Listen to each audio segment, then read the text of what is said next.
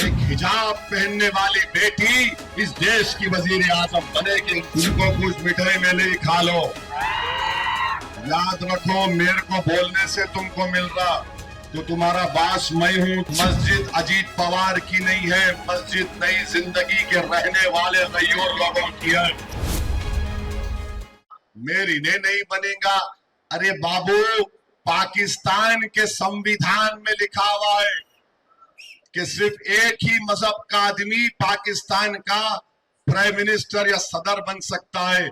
बाबा साहिब अंबेडकर का जो संविधान है वो ये कह सकता है कि कोई भी भारत का नागरिक वजीर आजम बन सकता है, सदर जमहूरिया बन सकता है, चीफ मिनिस्टर बन सकता है, मेयर बन सकता है।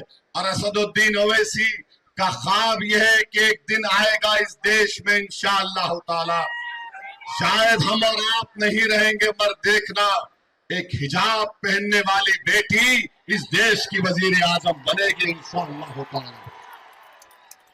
हम नहीं रहेंगे, शायद हम जमीन में जाकर हमारी हड्डियां भी घुल जाए। भारत की 540 सुनो, हाँ सब है पूरे हैं। भारत की 540 की पार्लियामेंट में जब हम बोलते तो जिसको खुजली होती है उन्होंने हमारे को खुजा लेता हमारे से। तो इस तरह की बातें मत करो। अपनी गुलामी कर रहे, गुलामी कर लो।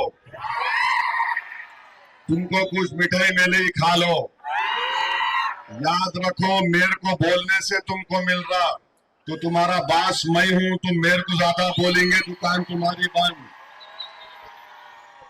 तो मेरे अजीज दोस्तों और बुजुर्गों, अजीत पवार नरेंद्र मोदी की गोद में बैठे हुए हैं। अजीत पवार को वोट देने का मतलब नरेंद्र मोदी को वोट देना है। अजीत पवार को वोट देने का मतलब यह है कि हम वक्फ के कानून की मुखालिफत नहीं कर रहे बल्कि तायीद कर रहे हैं। अजीत पवार को वोट देने का मतलब यह है कि हम मोदी को उसके साजिश में, उसके प्रोग्राम में कामयाब होने दे रहे हैं कि वो मस्जिद को छीनने का कानून बनाया है।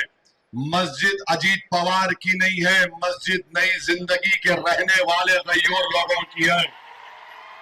अजीत पवार को मस्जिद, दरगाह, खानखा से कोई मतलब नहीं है। हमको मतलब है, हमारी पहचान है, हमारी शनाख्त है। तो अपना वोट इस्तेमाल जब आप करेंगे तो मेरी आपसे दरख्वास्त है कि मोदी को वोट मत दो।